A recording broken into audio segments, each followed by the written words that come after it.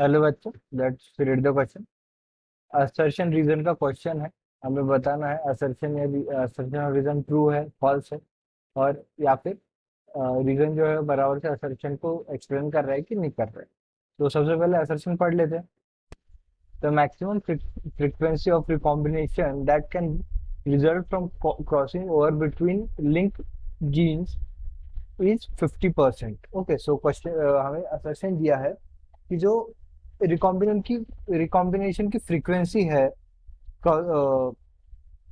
Recombination की frequency है link जिनके क्रॉसिंग ओवर की, वो मैक्स टू मैक्स 50% है। मीन्स 50% से ज्यादा जो है चांसेस नहीं है कि रिकॉम्बिनेशन दिखेंगे अगर लिंक जिन का क्रॉसिंग ओवर किया जाए तो देखिए,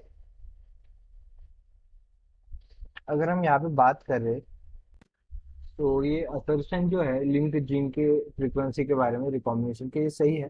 क्योंकि देखिए, लिंक जीन अभी क्या होता है, जो हमारे जेनेटिक मार्कर्स होते हैं, वो जेनेटिक मार्कर्स अगर एक ही जीन पे प्रेजेंट हो तो हम उस जीन या फिर उस क्रोमोसोम को जो है लिंकेज कहते हैं।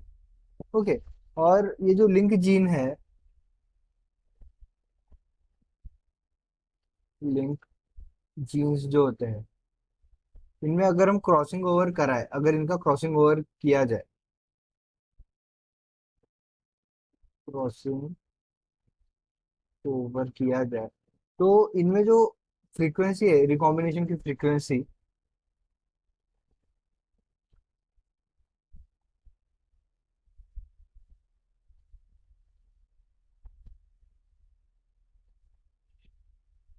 और ये जो रिकॉम्बिनेशन की फ्रीक्वेंसी है, ये होती है 0 to 50%।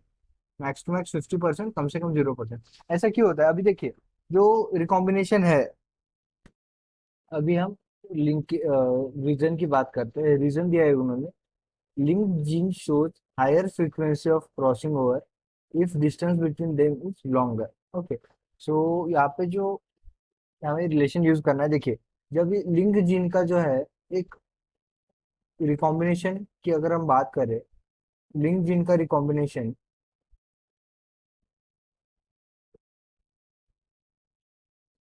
डायरेक्टली प्रोपोर्शनल होता है इन दो लिंक जीन के बीच के डिस्टेंस से। अगर डिस्टेंस ज्यादा रहा, रिकॉम्बिनेशन ज्यादा रहेगा।